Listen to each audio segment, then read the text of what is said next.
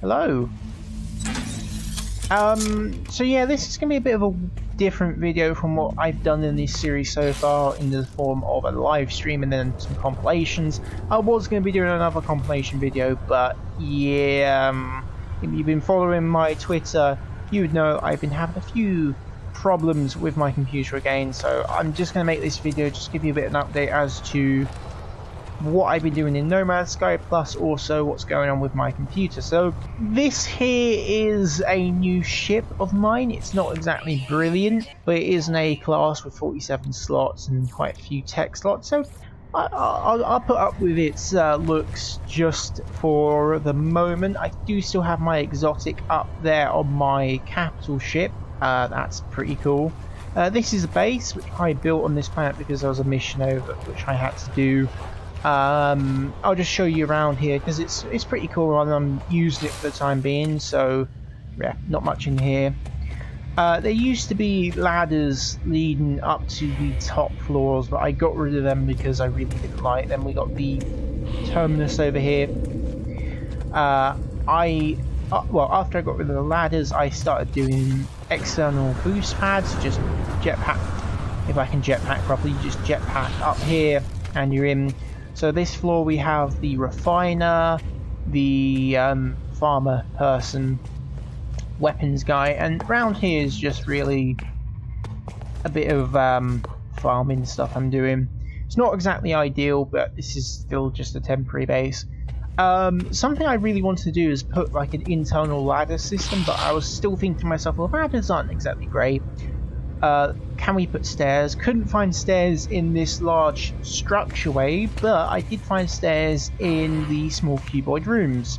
But I kind of decided, well, you know what? I want to get around the place, so I just decided to do a bit of an open plan glass room. Just boost up to the floor you want, and in you go. So it's pretty useful to sort of just get around. I like it. It's not exactly pretty, but this is just a temporary base, and I can pretty it up with some light sources and decorations later. Exocraft guy over here, which I currently have a mission for, but don't have the resources. So it's a pretty nice base. It will do me for the time being. It just looks pretty. It's pretty basic, but it just does what I need it to do. Exosuits come along nicely with like all the upgrades I have for that. My multi-tool, not really changed, but I have rejigged it because it wasn't really great. And then my freighter over here, yeah, it's coming along nicely. Got quite a bit of cadmium there. So yeah, that's everything you really need to know about No Man's Sky. I was going to do montage of like this base being built and all the things I've been doing up till now, but yeah, footage is various degrees of being corrupted, so hopefully I can get this sorted. So basically what's going on is the computer's just randomly turning it off. Now that would tell you could be any number of things because it's not blue screening. I mean, it could be a pretty bad issue with software, but it could also be hardware. Turns out the CPU is getting to like 95, 98 degrees, which isn't good.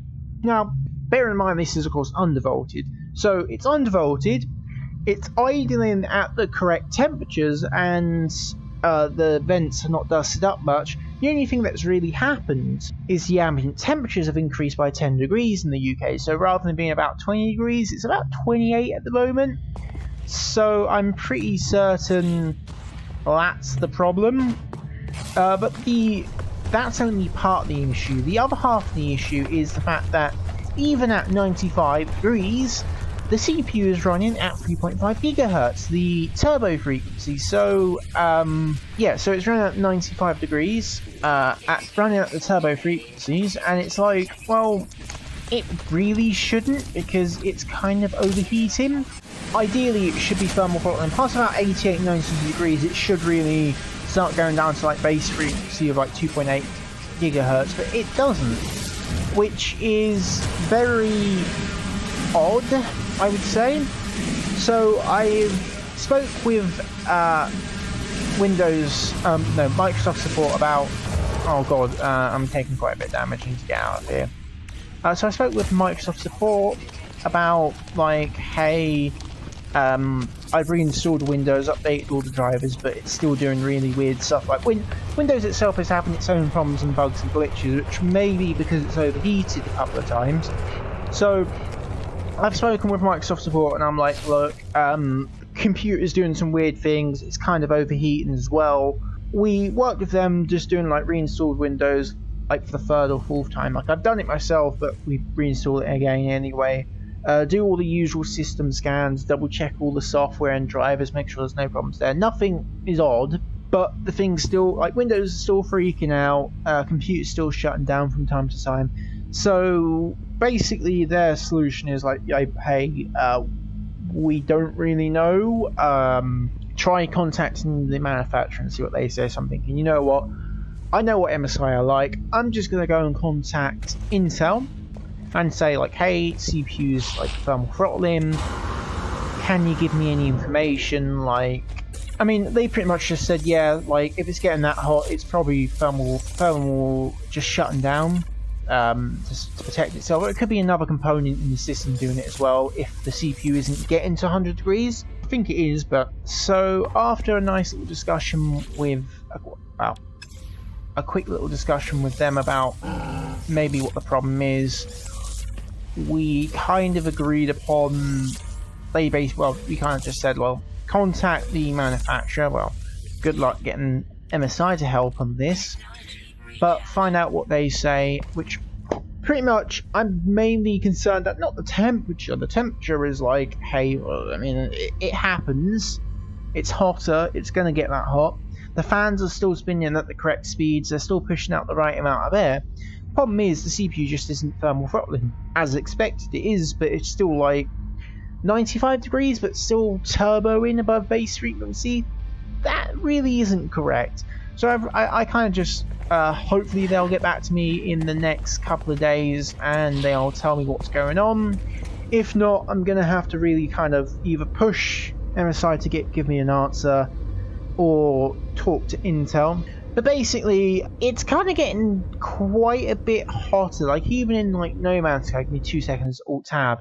Yeah, we're talking 80, 85 degrees. Which kind of normal. The GPU is at 83. But, like, this is just because I'm standing around in a base. As soon as I start traveling around the map, the CPU is going to be used a bit more, particularly when flying like low altitude. You can get like 90% CPU utilization. Temperatures go a bit skyrocketed, and yeah, that's when you can crash. Like sometimes I did actually crash when I was down in that cave over there, mining some resources. So that was interesting. But yeah, I'm gonna try and get MSI to explain to me why the system isn't thermal throttling, because I haven't done anything. I've reinstalled Windows, still doing it. I'll keep trying I'll try a bit with Intel and Microsoft because they might have some ideas later down the line. Basically, I've done everything I can. I've Googled, I've done the research, tried to all sorts of fixes from like screwing around with the registry, reinstalling Windows, running updaters, Intel processor diagnostic tool, that came back clean, but weird things are happening. I don't know what the problem is, and yeah. So anyway, I can't record for too much longer, but I'll try and get this problem fixed. If I get it fixed in the next couple of days, I'll be streaming again and producing compilation videos for the times I can't stream. If I can't fix it, I really don't know. I might have to get another computer. Yay!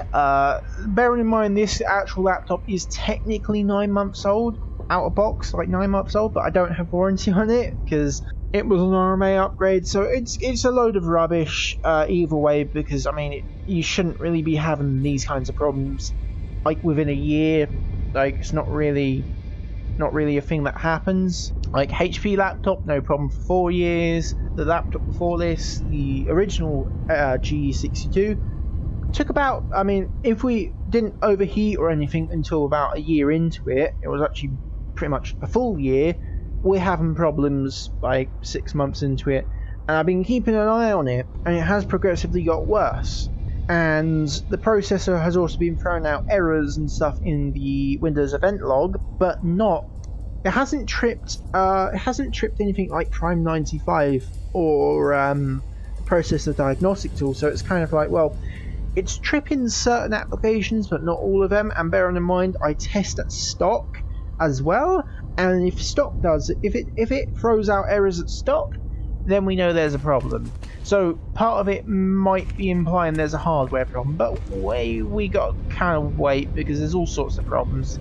It's like, it's not one issue, there's like 3 or 4 issues, and I kind of want to try and, if I can fix 1 or 2 of these problems, like the other ones will become easier to solve. But the problem is, because I've got all these issues at the same time, it's like, where do we start, what do we try to fix?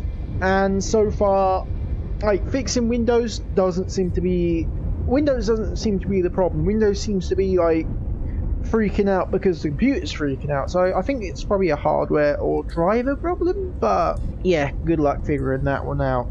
Anyway, thanks for watching this kind of not the video you're hoping for, less entertaining, more like informative, but hopefully I'll get back to doing the more entertaining stuff later. Anyway, thanks for watching and goodbye.